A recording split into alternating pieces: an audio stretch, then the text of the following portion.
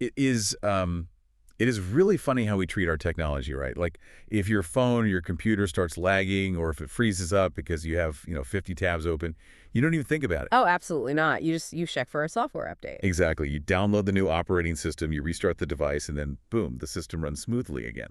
Yeah, but when it comes to our own minds, when we feel totally overwhelmed or sluggish, or like we literally have a million mental tabs open and the system is crashing, we just, well, we try to push through the glitch. Right, we just ignore it. But today we're basically downloading a patch for your mental operating system. We're using an ancient framework that was literally designed to prevent system failure. I love that framing. Thanks.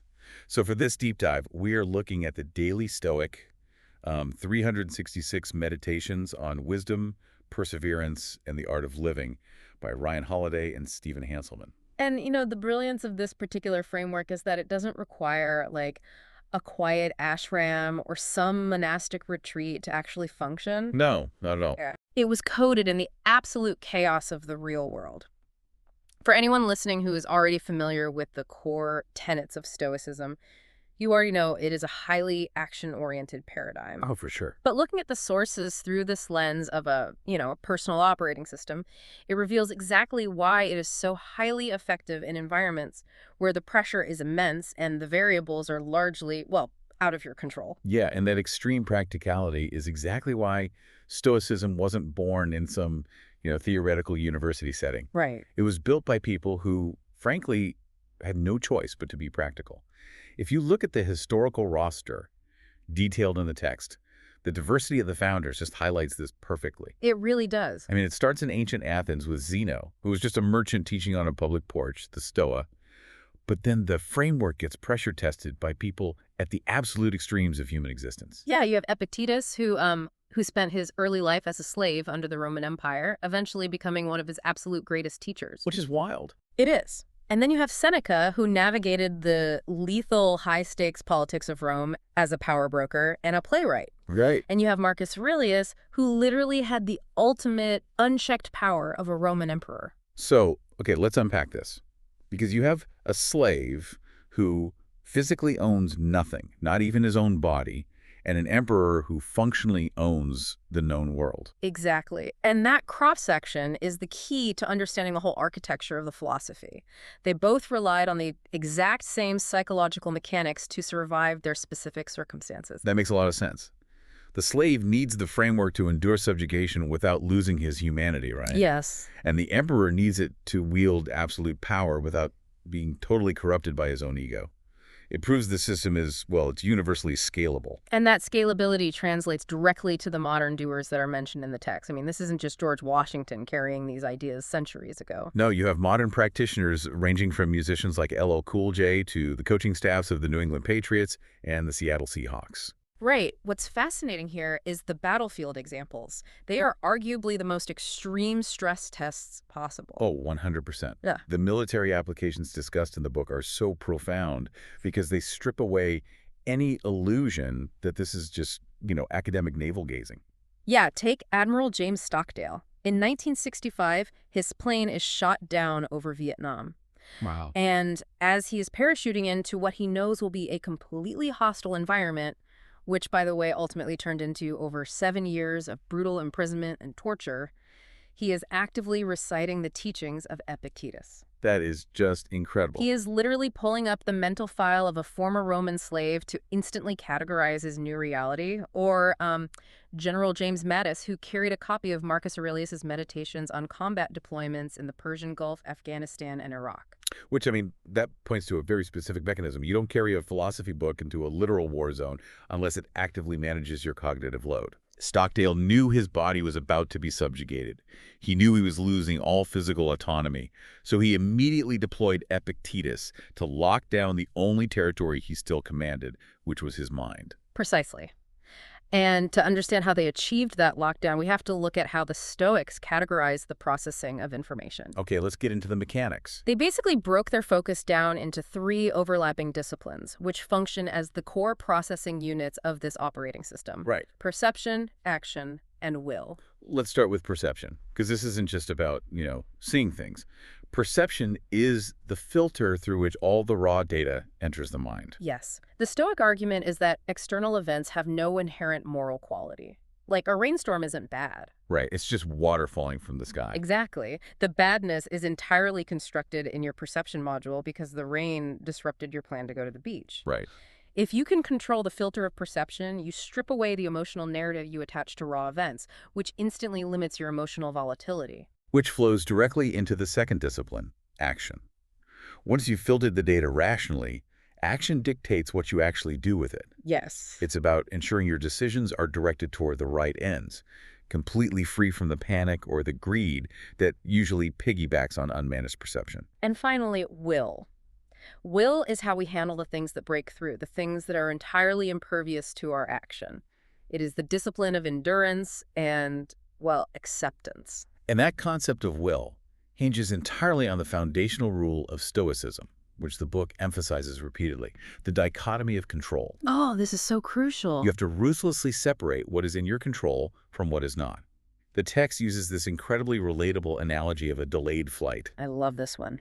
You are stuck at the airport due to a massive weather system. The Stoics would point out that hurling yourself at the gate agent, screaming, raising your blood pressure, it's not going to alter the barometric pressure of the thunderstorm. Not at all. Time spent raging at immovable objects is literally processing power diverted away from the things you can actually influence. The modern recovery community uses a direct descendant of this logic with the serenity prayer, right?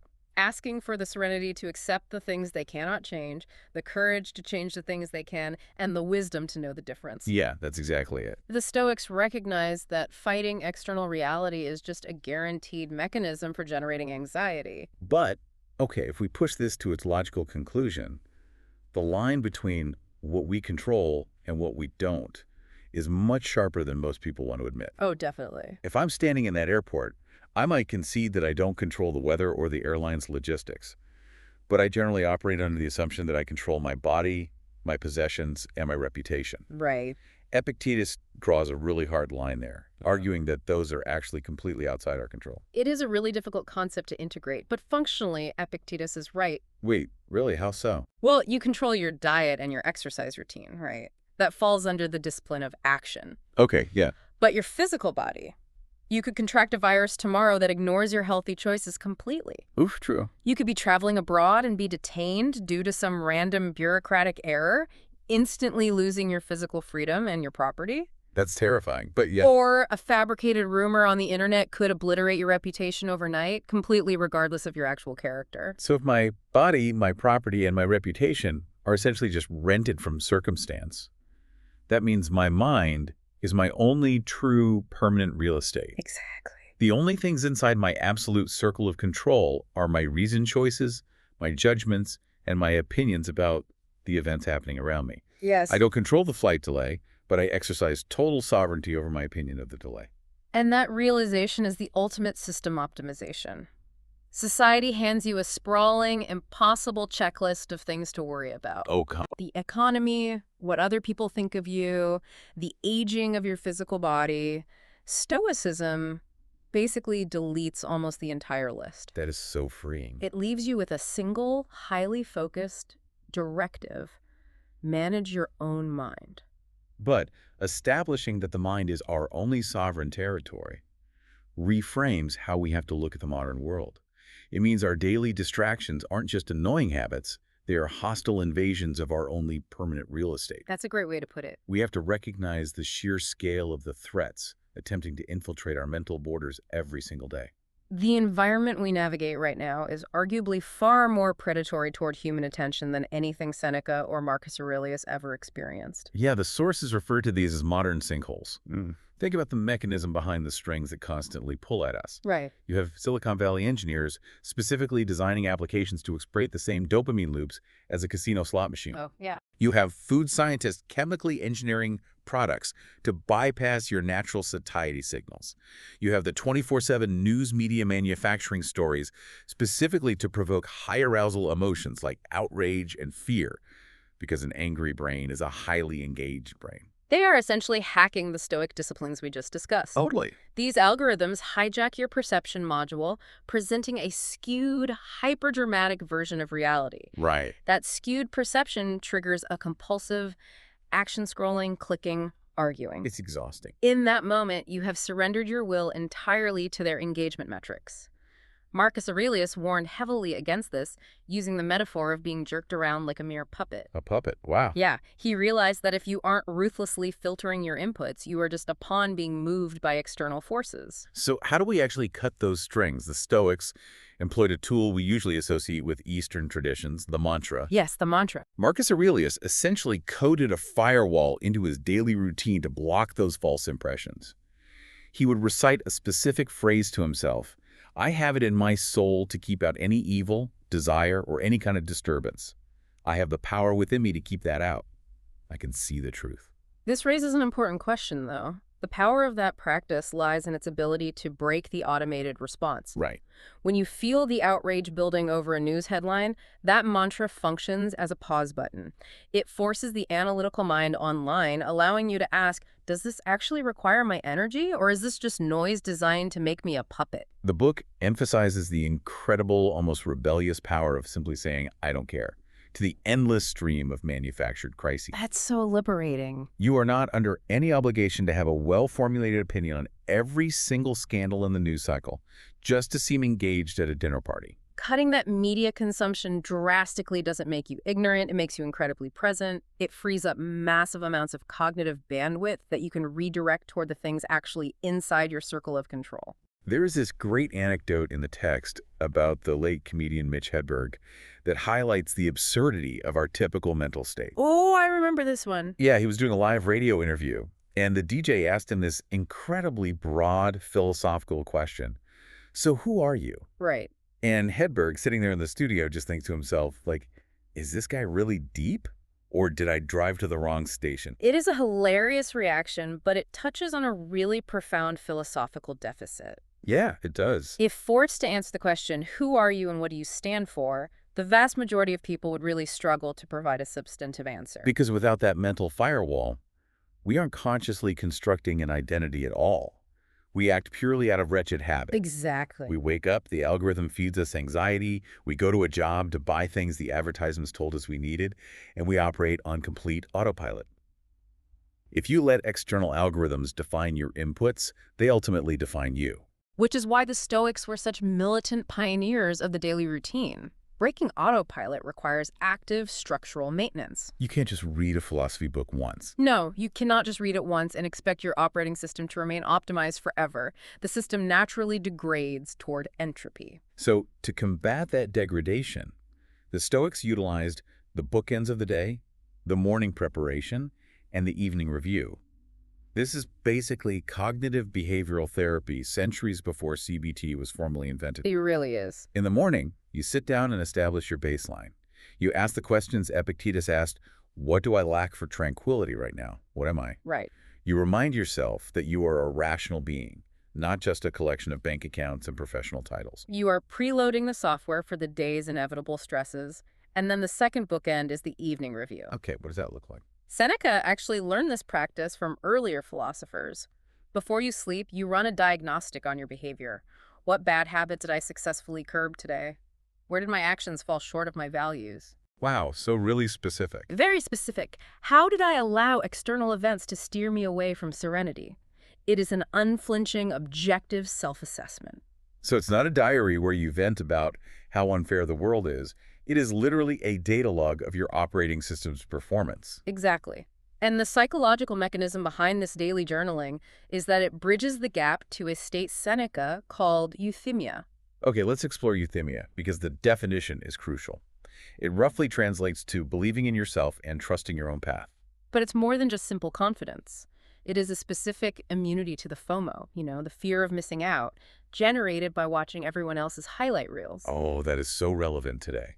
When you do the daily work of defining your values in the morning and measuring your adherence to them in the evening, you stop constantly second-guessing your life choices just because you see others wandering off on different, seemingly more glamorous paths. Right. You achieve a profound internal steadiness. Here's where it gets really interesting, though. How does that internal steadiness translate into tangible physical reality? Well, it changes everything. Especially when we look at how the Stoics redefine wealth and success. The book contrasts two revealing stories to illustrate this. On one side, you have the famous dynamic between authors F. Scott Fitzgerald and Ernest Hemingway. Right. Fitzgerald famously romanticized the wealthy, writing that the very rich are different from you and me. He genuinely believed that achieving that level of external affluence would resolve his internal turmoil. And Hemingway's response cuts right through the illusion. It really does. He essentially said, yes, they have more money.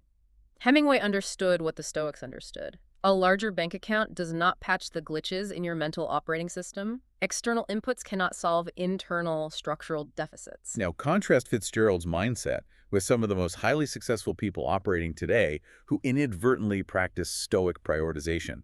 Look at Warren Buffett. If we connect this to the bigger picture, this is a perfect example. I mean, the man possesses tens of billions of dollars, yet he still lives in the same house in Omaha that he bought in 1958 for, like, $31,000. That is wild. Or look at Kawhi Leonard in the NBA. Even after signing a contract worth $94 million, he continued to drive the 1997 Chevy Tahoe he had owned since he was a teenager.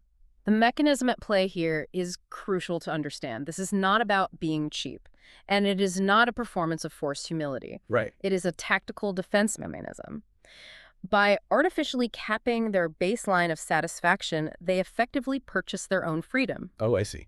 The wider the gap between what you have the capacity to buy and what you actually need to be content, the more sovereign you are over your own choices. Because if you constantly upgrade your lifestyle to match your income, you have to work relentlessly just to maintain that bloated baseline. You aren't free, you are indentured to your own escalating desires. Exactly. But if the global markets crash tomorrow, Warren Buffett is still sitting in the same house, eating the same breakfast, completely undeterred. That lack of desire for luxury is what actually constitutes true power. It all circles back to the dichotomy of control. Yeah? When you place your happiness in external luxuries, which can be lost or stolen or devalued, you hand your tranquility over to unpredictable forces. When you place it in your own reasoned choices, your wealth is permanently secured. So what does this all mean? Synthesizing everything we've pulled from the Daily Stoic, the mechanics of this philosophy become incredibly clear. They really do. Stoicism is not the grim, teeth-gritting suppression of human emotion that pop culture pretends it is. It is an active daily training protocol for your perception, your action, and your will. Yes. It is deeply knowing the difference between the uncontrollable thunderstorm and your entirely controllable reaction to it. It is the active defense of your mental real estate. It requires cutting the strings of the attention economy so you stop living as a puppet to algorithms and outrage. And it demands the daily maintenance of morning preparation and evening review to keep the system running cleanly. And importantly, the sources show us that implementing this operating system does not result in a bleak, gray view of reality. Not at all. In fact, Marcus Aurelius studied under a private rhetoric teacher named Rusticus, who taught the emperor not just to read deeply, but to view the world with the specific eye of an artist. The journals of Aurelius are filled with observations that prove Stoicism actually enhances your appreciation of life. Yeah. By clearing away the panic and the endless grasping for more, the windshield is finally clean enough to see reality accurately. He writes these incredibly vivid passages about finding profound beauty in the mundane. Like he notes the exact way a loaf of baking bread splits and cracks in the oven. I love that image. He looks at the end of human life not as a terrifying tragedy to be aggressively fought, but simply as a ripened olive gracefully dropping from a tree, praising the earth and feeling deep gratitude to the tree that grew it. It's beautiful. Stoicism doesn't dim the lights. It allows us to see the harmony that is already there, instead of constantly projecting our own anxiety onto the world. It is about removing the distortion of false perception so you can interact with reality as it actually is, which is often deeply beautiful. As we close out this deep dive, there is a crucial directive straight from Marcus Aurelius that you have to keep in mind. Because downloading a completely new operating system is a heavy lift. Oh, yeah, it is not easy. You are going to encounter glitches. You are going to get infuriated by traffic tomorrow. You are going to let an algorithm hijack your perception, and you are going to waste an hour scrolling. It happens to everyone. When that happens, Aurelius explicitly warned his readers, don't return to philosophy as a taskmaster. Right. You don't use these principles as a ruler to beat yourself with when you fail. Instead, he said, when the friction of life inevitably burns you, you must treat this wisdom like an ointment or a dressing for a wound. It is medicine, not a punishment. So as you move through your week, when you stumble, lose your temper, or realize those puppet strings are pulling you again, you face a choice.